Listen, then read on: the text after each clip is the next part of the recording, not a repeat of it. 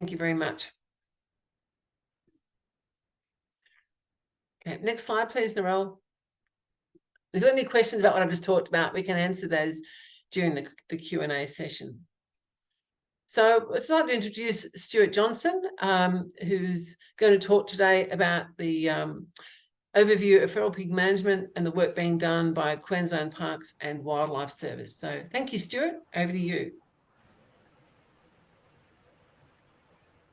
There we go. Thanks, everyone, and thanks to Heather and Narelle and the crew for the opportunity to present to you today. I'd firstly like to start by acknowledging the country's First Nations peoples. I've been fortunate to have worked alongside First Nations peoples in many parts of Australia, and I'd especially like to acknowledge and pay my respects to the old people.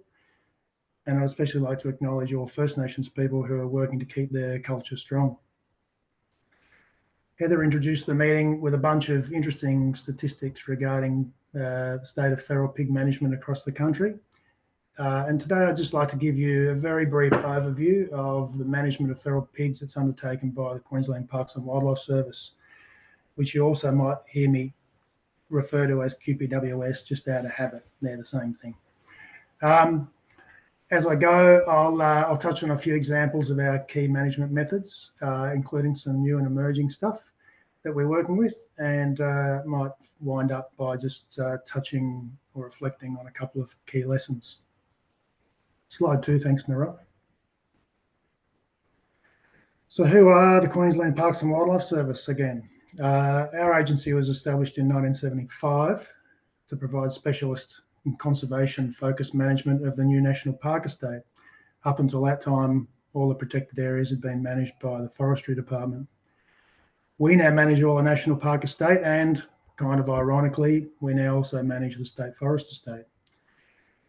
All up, we look after around 13 million hectares of land spread across Queensland. And you can see the map on your screen there shows in green where the areas that we manage are located. The protected area estate is deliberately built in a way which aims to include as many of the diverse landscapes found across the state as possible.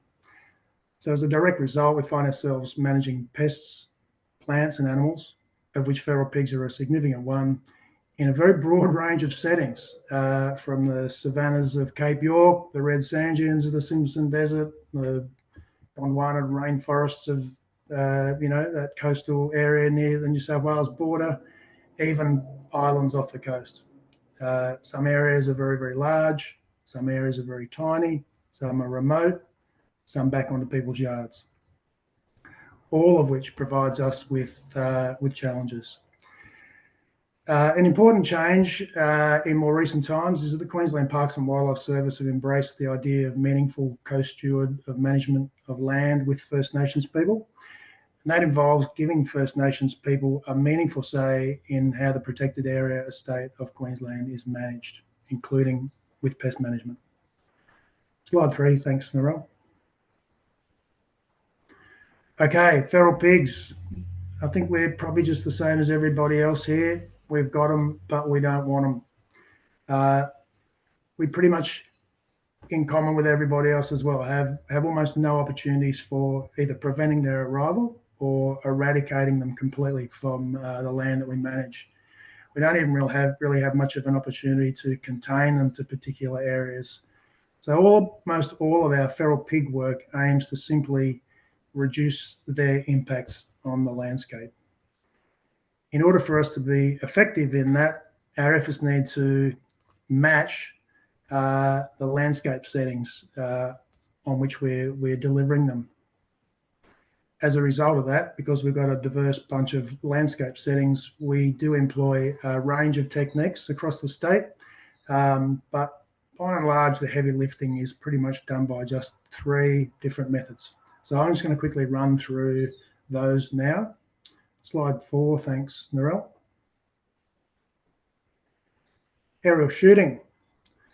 We have our own in-house team of aerial shooters, and these are rangers selected for the job on the basis of their skills and also, and importantly, their aptitude. Not everyone is cut out for the job of aerial shooting. We use aerial shooting where we can because it's generally very effective, very efficient. But like all techniques, aerial shooting has its pros and cons. It's effective. It's especially effective where we have to apply pig control over very large areas. And I'm sure it won't come as a surprise that generally our really large parks and forests are also generally pretty remote, and they tend to have very limited access on the ground. Aerial shooting is also used where the vegetation is conducive to that kind of control. It's best suited to where vegetation is low and open. For example, tropical savannas and wetland systems are perfect examples, which is kind of lucky because they're also areas that feral pigs seem to do particularly well. Last but not least, we use aerial shooting where we can afford it. It is an expensive undertaking. A Robinson R44, like the one in your picture there, works out at a little over $10,000 a day. We generally like to work with two simultaneously, produces a better result and it's safer. So at $20,000 a day, you can burn through a lot of money very quickly. On top of that, we also need to keep our shooters up to snuff with their training and competency. There's also the equipment, which is very expensive. Ammunition is getting up around $2 a shot these days. And then there's the logistics of pulling a shoot together. You got to get people there, you got to house people, you got to feed them, you got to get them back home safely again. And of course, you can't only do it once. Slide 5, thanks, Narelle.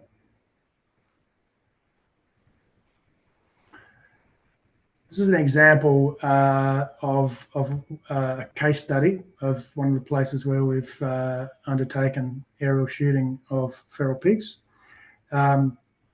It's on Cape York Peninsula, as I said before. Cape York ticks all the boxes of being suitable for aerial shooting, and Ringaroos National Park is definitely one of the places that we have been doing it the longest. Some of you might know Ringaroos National Park by its previous name of Lakefield National Park. It's not far north of Cooktown.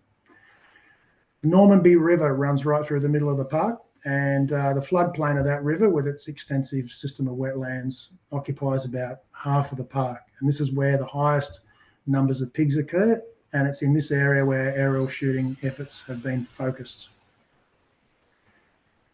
Aerial shooting had been occurring on this park for decades, but we really only started collecting good data around 2007, when, as is usually the case, we had people involved who understood the importance of collecting data and who took the time to collect it. You can see on your screen there the big gee whiz figure. In the 12 years between 2007 and 2019, we shot in excess of 30,000 feral pigs. The graph on the right-hand side of your screen shows that 30,000 figure broken up by year. The blue bars represent the yearly totals, and the scale for those blue bars is on the left-hand side of the graph. If they're not clear to you, I can tell you that those tallest bars in the center of the graph are around about the 4,500 pigs per year mark. Now, everyone loves a good kill sheet total, even though they don't really tell very much of the story, really. The increase in the number of pigs controlled from 2007 to 2014 were primarily the result of increased time spent in the air chasing them. So over that time, we went from a single day with a single machine to 8 days with 2 machines. However, after about 2014, so the right-hand side of the graph, our time in the air became more consistent. So we tried to maintain that level of control after 2014. Around that time, so that's around the sort of 8 days for 2 machines kind of level. And as you can see, the blue bars on the right-hand side of the graph are sort of starting to get a bit smaller. Now, blue bars being just kill sheet data, as I mentioned, they tell us how many pigs have been killed, but they don't really explain what's going on. They don't explain the time in the air. They don't explain the number of machines used. They don't explain what's going on in terms of the weather, the number of pigs, the different shooters. So that's where that red line comes in. You'll see the red line superimposed over the blue ones. The red line represents the control per unit effort. In other words, it describes what the control outcome was expressed as a function of the time spent doing the control. When we first started this shooting program, the shooters were getting more than 80 pigs an hour. By the end of that period of time, the shooters were getting 12 pigs per hour. There were fewer pigs per hour because there were less of them, and they took longer to find. Over the same period of time, the average mob size decreased from 20 animals per mob to 4 animals per mob. And from the curve of that red line, you can see it took a sustained effort over a number of years to bring those numbers down. And of course, it requires a sustained effort to keep them down once they're there. One thing that's worth keeping in mind there is that that level of control is worth about $150,000 a year, and that's just one park. So the data from the graph strongly suggests that we're meeting our goal of reducing impacts, but how do we actually know that we're making a difference to the wetland assets that we're trying to protect? We use a number of monitoring methods, which I don't really have time to go into in detail today, but I would like to show you a couple of quick time-lapse videos, which keep it all nice and visual. The first of the videos I'll show you shows the effects of feral pigs on a wetland outside of the control area. And then I'll show a second video, which is taken of the same period of time on a wetland system within the control area. So there, I'll just warn you, they are time-lapse videos, so they are a little bit jumpy and they can be a little bit hard on your brain. So anyone who's prone to epilepsy or flicker-induced problems, I'd advise you to probably look away right now. And Narelle, would you mind please playing video number 1?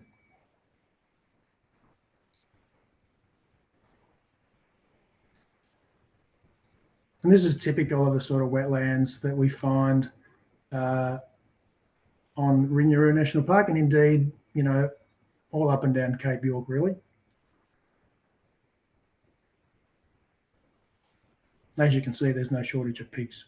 The other thing I might mention while this thing's going on is that, you know, we tend to assume that pigs come out at night time because that's when they like to come out. But up here, where they've got unlimited food resources and when nobody's humbugging them, they come out during the middle of the day, just as much as they come out at night time.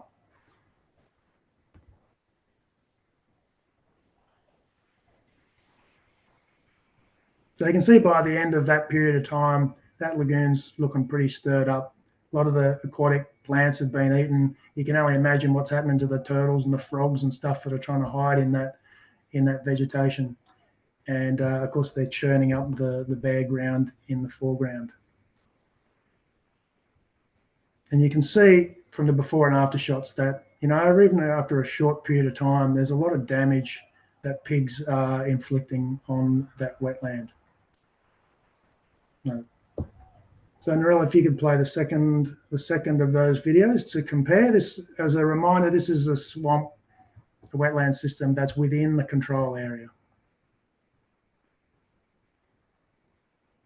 And one of the things I guess you'll notice is that, you know, over the period of monitoring, there's far less damage to the aquatic plants.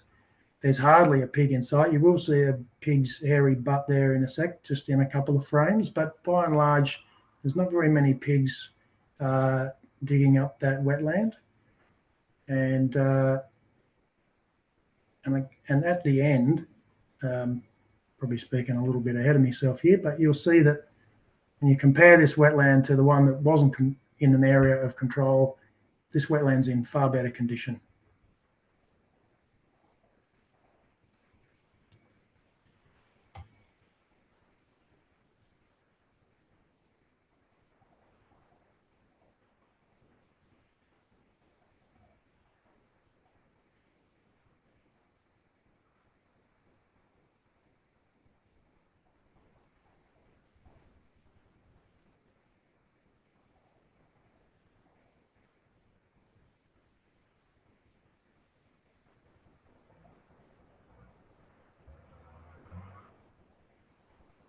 Cool.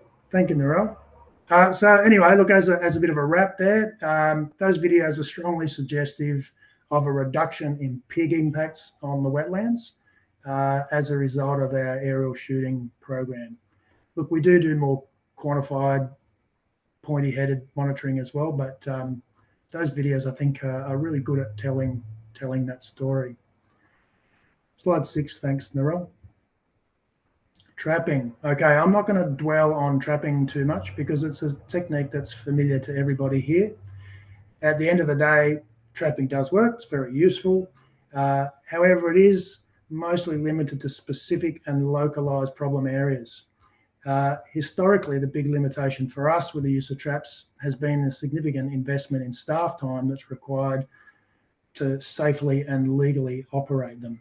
That's principally keeping feet up to the trap and checking every day to make sure there's no animal welfare concerns with animals caught in the trap. Which brings us to the system we call the Piginator. Slide 7, thanks, Narelle. What is the Piginator, I hear you ask? So the Piginator is our homegrown pig trapping system and came about primarily as a result of the efforts of two of our more tech-savvy rangers, Peter Bull and Adam Taylor, to try and use existing technology to automate the traps as much as possible, and in doing so, reduce the staff time required to run them. And in recent times, you might also have seen a number of automated traps around on the market. I'm sure you've all seen examples of those. However, this is one that we built from the ground up specifically to suit our needs and to play to our strengths. So the Piginator system is made up of a number of integrated components. Firstly, there's all the trap hardware, which you can see in the photo on the left-hand side of your screen. Key components there, I guess, are a grain spin feeder to put bait into the trap. That's that thing that looks like a big plastic watermelon on legs. It involves a gate release mechanism, which is used to release the trap door. It includes a motion sensing camera connected to a solar powered control panel, which allows us to see what's happening in real time. And we use the camera to beam information to us via the phone network, the 4G phone network. And it also allows us to send a signal back to the trap then and release the gate and to trap the pigs when we decide that that's what we want to do. So that's the hardware. The hardware is just one part of the system. The rest of the system is computer-based, and it allows us to manage what's happening at the trap effectively. This is the Piginator application. Importantly, the Piginator application is built using common software programs that our agency already has licenses for. So all those software products are already paid for. We don't have to pay any additional fees for that. And really important for us, by using those existing IT products, we can use the agency's considerable IT support then to help us keep the system up and running. The system is fully scalable. There's really no limit to the number of traps that can be run through the Piginator. At the moment, we're running about 50 live sites off the system. And not all of those are live traps at this moment. Some are just open and feeding and monitoring and seeing what's going on. And we'll arm and operate those traps as the information coming back to us tells us that we need to.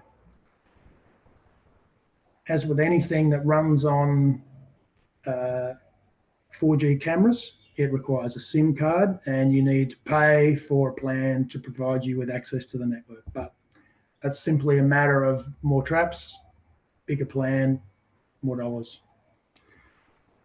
Another aspect of the functionality that we build into the Piginator, and this is very important to us, is the ability to control the levels of user access that we can give to people. We can assign people with viewer-only access, where they're just receiving images from the camera.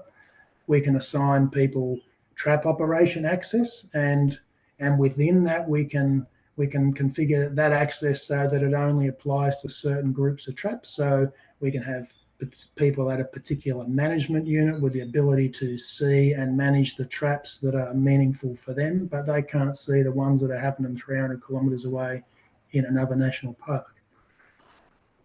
If someone goes away, we can manipulate various levels of access to someone else.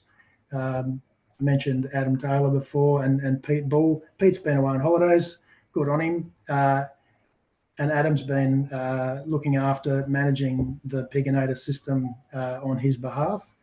Pete's on Moreton Island, Adam's in Toowoomba. But all it means is that, if the Piginator is telling Adam that there's pigs that need to be dealt with on Moreton Island, he gets in touch with the ranger in charge down there, works out what day it might be convenient for the rangers on Moreton to go and deal with some trapped pigs. They make that arrangement and Adam sets the trap off the night before. So lastly, and sitting above all that access stuff, is our system administrators who effectively have the keys to the Ferrari. Now, when the camera takes a photo of what's happening in the trap, it sends those photographs firstly to the cloud, where they get run through an artificial intelligence filtering process, so we don't get bothered by 10,000 photos of leaves. And it then sends them to the Piginator. So the photo on the far right of your screen there is pretty much what the trap operator will have brought up on their mobile phone when the Piginator is prompting them to take notice of something. You'll notice there's the picture of the trap. In that particular instance, there's pictures of the pigs in the trap. And you can also see at the bottom of that frame there that the operator's provided with the ability to toggle between the last sort of 5 photos and get a handle on what's going on. And it also gives that operator the ability to arm and set off trap. To the left of that panel, the one in the middle of your screen with live view written on the top, our system's loaded with a bunch of self-monitoring functions, like the status of the battery, the status of the charging from the solar panels, the status of the phone signal, even the amount of food that's left remaining in the spin feeder. So again, all of this reduces the need for humans to be near the trap. And if we have technical problems, then there's a lot of diagnostic information that we already have, when we try and work out what's going on. So it's early days for us at this point. The Piginator is still a fairly new system, and we continue to refine it. But we've found that where we have rolled it out, the Piginator system has allowed us to use trapping as an effective and efficient control method. And it definitely reduces the drain on staff resources that would apply if we were using the old school traps. And there's lots more moving parts to this and probably a few trade secrets, but I might leave it here for now. Narelle, would you mind putting on the next slide? Baiting. Okay, look, I won't dwell on baiting either, as everyone's pretty familiar with the ins and outs of baiting. 1080 has proved very useful over the years to us, and we've relied heavily in places on 1080 pig strength meat baits, particularly as delivered out of an aircraft in remote areas. Our monitoring evidence suggests that has been an effective way of managing pigs at the population level in large and remote areas. One thing I will say about meat baits with 1080 is that many First Nations people aren't very supportive of the use of that poison to bait pigs, primarily because of the risk to non-target animals, especially dingoes. So this is an evolving conversation, but as an example, we've pretty much stopped aerial baiting of pigs with 1080 on many areas where formal joint management arrangements are in place and at the request of our First Nations partners. Grain baits, look, results do vary, but I've never really had the impression that this works very well in a natural setting. My view is that it's quite hit and miss.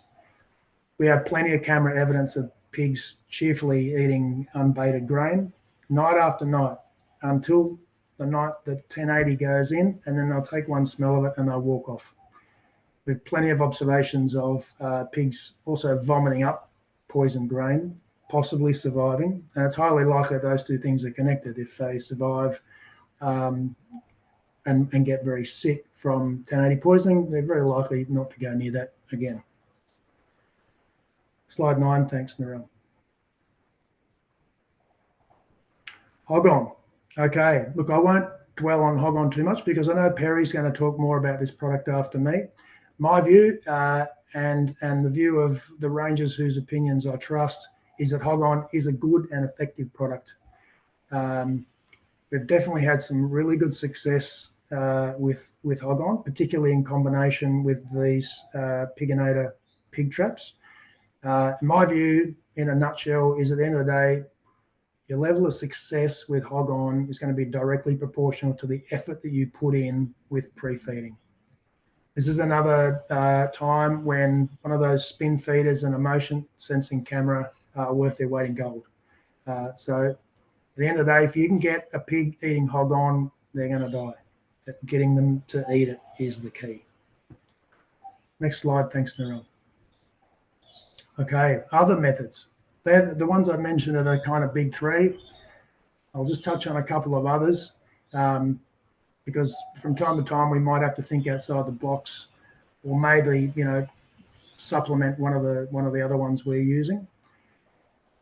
Ground shooting.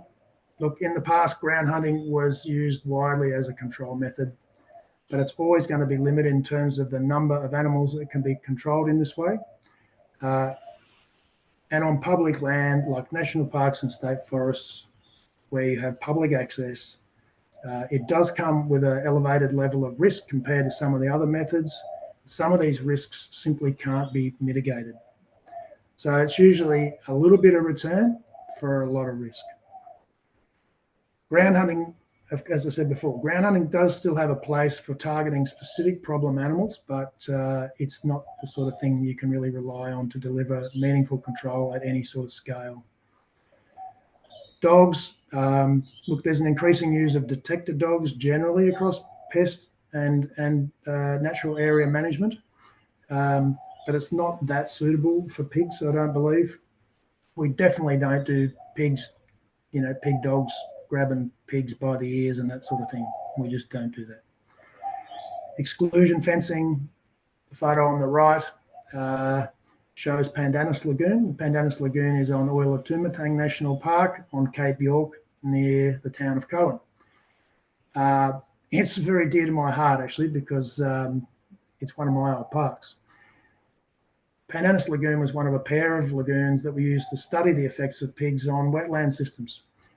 This one here, which was fenced, and the nearby Chong Swamp, which was unfenced. There's no prizes for working out how that turned out. Fencing is very effective. However, it is also very expensive and requires a lot of ongoing maintenance, particularly if a long piece of fence is involved. So that can be a real challenge, and it's especially a challenge in a place like Pandanus Swamp where you only have access for certain months of the year in the dry season. Slide 11, thanks, Narelle. Okay, what are the lessons for me? I'll make it clear they're my lessons because I'm not sure agencies learn lessons. Well, maybe I'll regret saying that. Anyway, they're my lessons. And most of my lessons are around the concept that managing, getting better at managing feral pigs is not always about just getting a bigger gun. Old dogs and new tricks. Look, I find the way in which we all individually adapt to change really interesting. And clearly not everyone deals with change in the same way. I'd really love to be able to sit up here and say to you that rangers are different to everybody else. They're always willing to adapt and embrace change. It's simply not true. Turns out rangers are exactly the same as everybody else in that regard. Some go well, others not so well. What I have learned is that if you're going to try and induce change to the way you do things, You do need to plan for it, and you need to make sure that you bring everyone along on the journey with you. Fools rush in. Where was I going here?